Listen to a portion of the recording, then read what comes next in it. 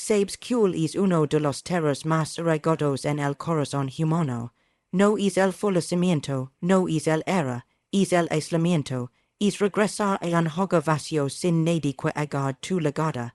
Es esa prisión en el pecho que susurra que algo falta, que alguien hace falta. Why permitim compartir algo que tal vez te asombra.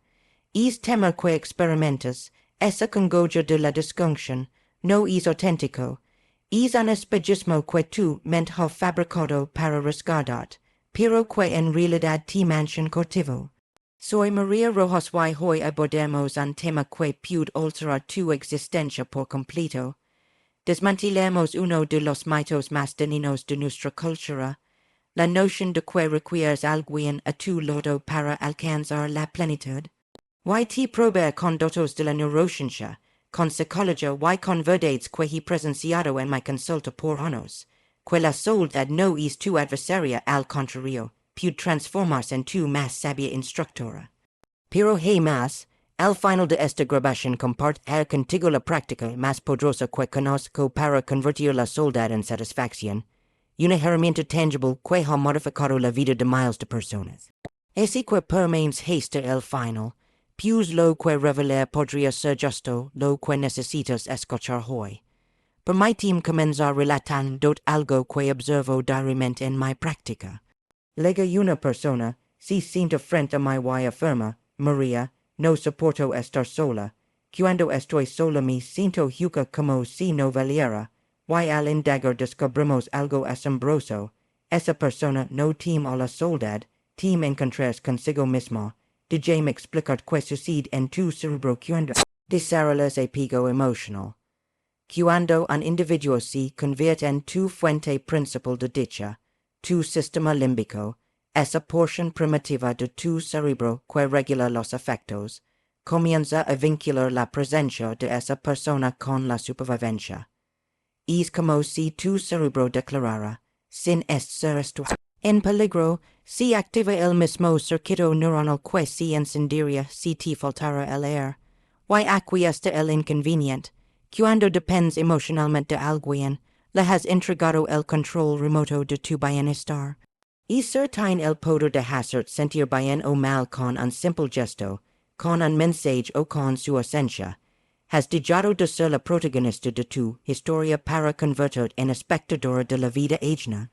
Pero lo más serio no es eso.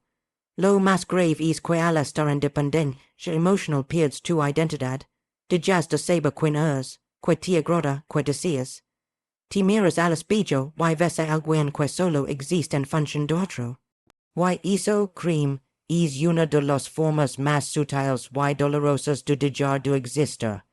Ahora bien, aquí llega lo crucial. Esta dependencia no brota de la nada. Tiene raíces profundas en tu historia personal.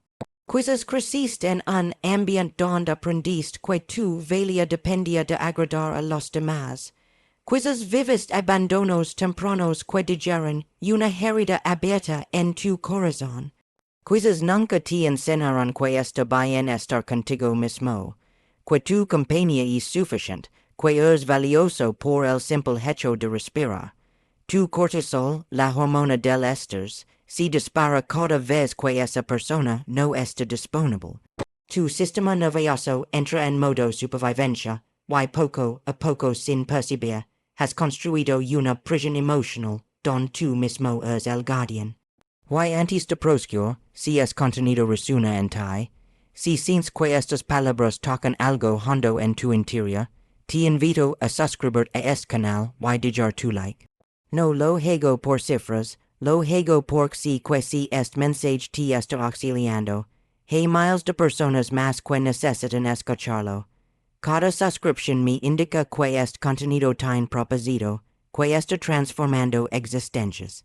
Así que si deseas más videos como este, si quieres seguir evolución, ando y sanando, brindemos apoyo. Continuemos, desde niños nos han vendido una mentira muy peligrosa. Nos han dicho que somos mitades de una araña buscando nuestra otra porción, que hay alguien a la afuera que nos completará, que llenará todos nuestros vacíos, que nos dará lo que nos falta. Why esta creencia, por más romántica que parezca, es una de los ideas más tóxicos que podemos tener sobre los vínculos. De James ser clara contigo. Nadie puede completar porque tú ya estás entero.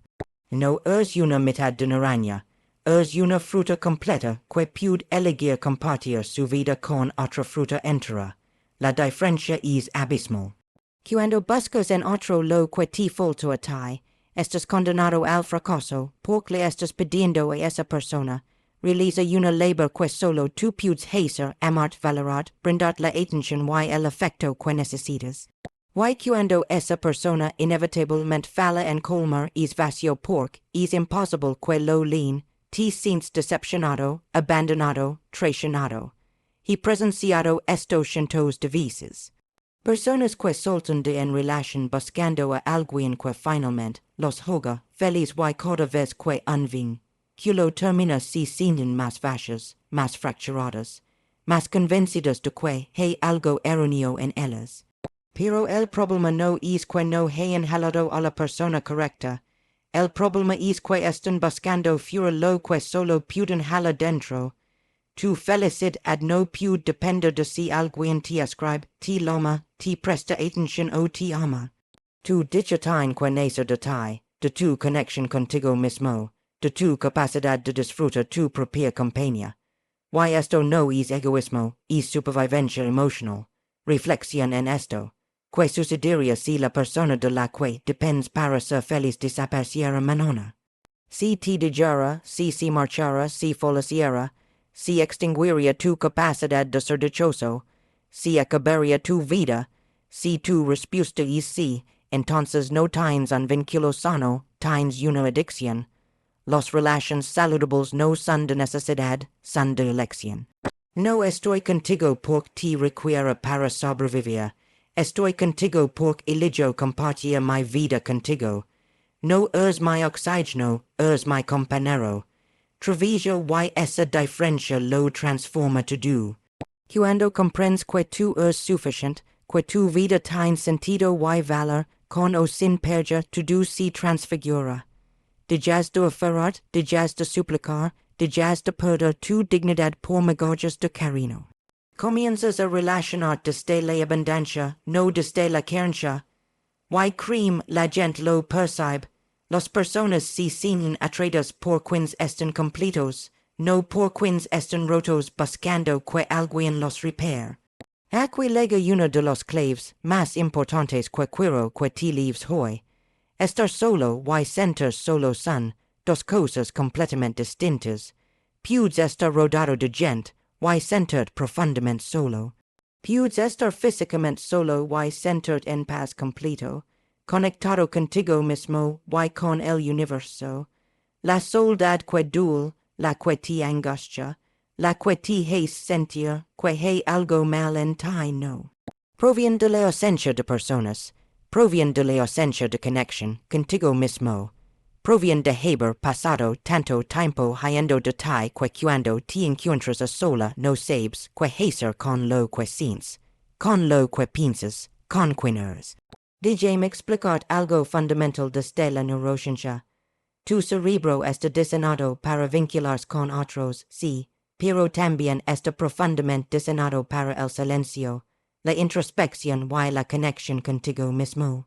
De hecho, existe una red neuronal llamada red por defecto que se activa cuando no estás haciendo nada, cuando no hay estímulos externos, cuando la mente aparentemente descansa. Y lejos de ser inútil, esta red es esencial para el autoconocimiento, la creatividad, la integración emocional y la construcción de identidad. El problema es que vivimos en una sociedad que ha declarado la guerra al silencio. Siempre hay ruido, pantallas, estímulos, urgencias, siempre algo que hacer, algo que mirar, algo que consumir. Y cuando por fin te quedas a solas, cuando no hay distracciones, tu mente entra en alarma. Aparecen pensamientos incómodos, emociones que llevas tiempo evitando, preguntas que has postergado durante años. Y entonces surge el impulso automático, llamar a alguien, abrir el móvil, pona una serai, como sin hamba, lena el vacío con lo que si con tal de no estar contigo. Pero aquí está la verdad que casi nadie te dice, cuando aprendes a cuidar, cuando dejas de huir, y empiezas a escuchar, ocurre algo profundamente transformador, empiezas a conocer de verdad, empiezas a entender que te duele, que te asusta, que necesitas. Dejas de ser tu peor enemigo, y comienzas a convertir en tu mayor apoyo. La soledad elegida no la que nace del abandono, sino la que nace de la conciencia, es uno de los regalos más poderosos que puedes hacer. Es en esos momentos a solos cuando recuerdas quién es más allá de tus roles, más allá de las expectativas ajenas, más allá de lo que haces por los demás. He tenido passions que me dicen, no si estar solo me angustia. Y siempre les respondo lo mismo, es normal, nunca te enseñarán.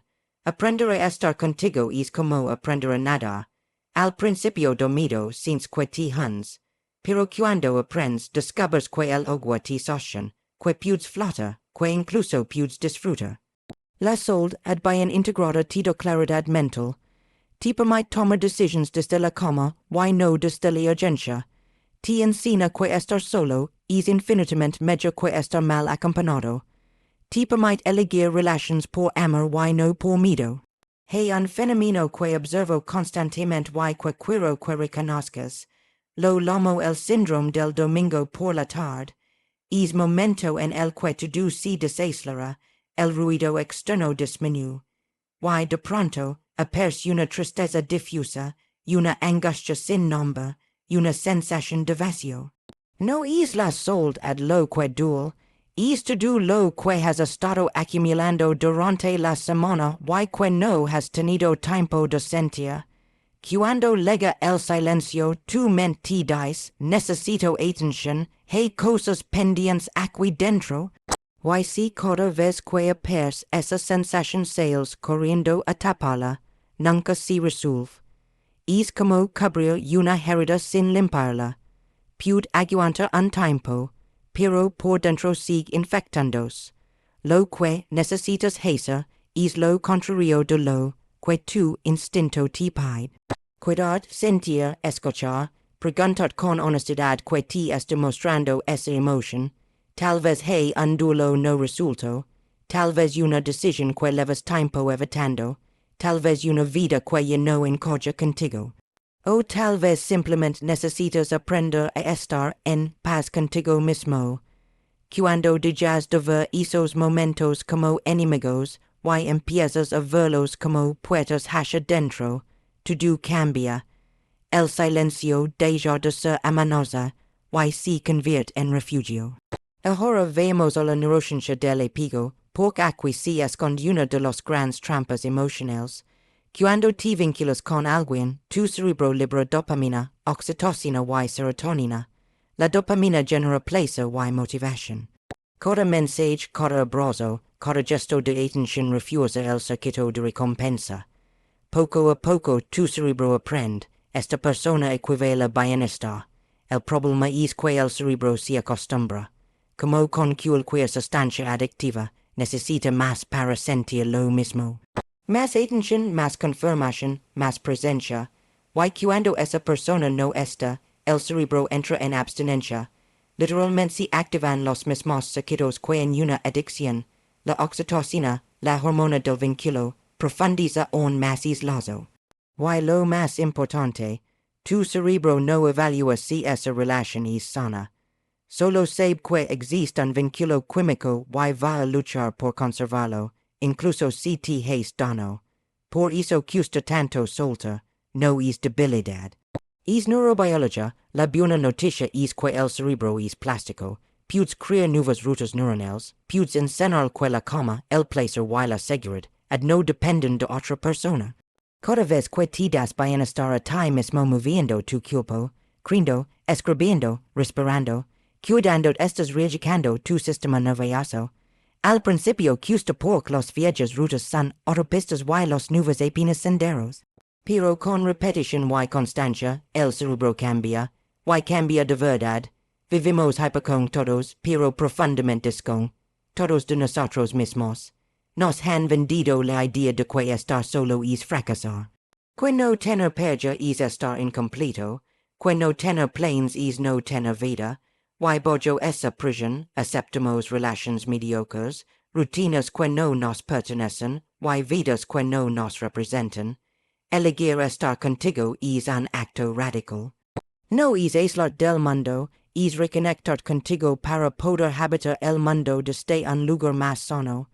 Es caminar solo, escribir sin filtros, cocinar para ti, escuchar música que te atraviesa, pensar sin interruptions, existir sin tener que rendir cuentas. Cuando practicas esta soledad consciente, empiezas a recordar quién eras antes de adaptar a todo. Recuperas tus gustos, tus valores, tu intuición. Descubres que puedes disfrutar tu propia compañía. Y eso cambia absolutamente todo. La dependencia emocional borra la identidad. Reconstruirla requiere espacio, silencio y valencia. Preguntar que te gusta de verdad, cuáles son tus límites, que valores guían tu vida, que sueños aún siguen vivos. Y vivir en coherencia con eso, la autonomía emocional no es no necesitar a nadie, es no necesitar desde la carencia, es elegir desde la plenitud, cuando tu centro está en ti, las pérdidas duelen, pero no te distraen. Los rechazos incomodan, pero no definen tu valor, porque no te abandonas. Aprender a estar contigo no es aprender a estar solo, es aprender a habitar. Y cuando lo haces, ocurre la paradoja. Dejas de sentirte solo incluso cuando no hay nadie más. Tu soledad no es una condena, es una invitación. Y si estás aquí, leyendo o escuchando esto, no es casualidad. Algo en ti ya lo sabe, confía, vuelve a empezar las veces que haga falta. Y recuerda, no necesitas huir para estar a salvo. A veces el lugar más seguro es quedar contigo. Porque al final, aprender a estar contigo mismo no es el fin del amor. Es el comienzo del amor más importante de todos.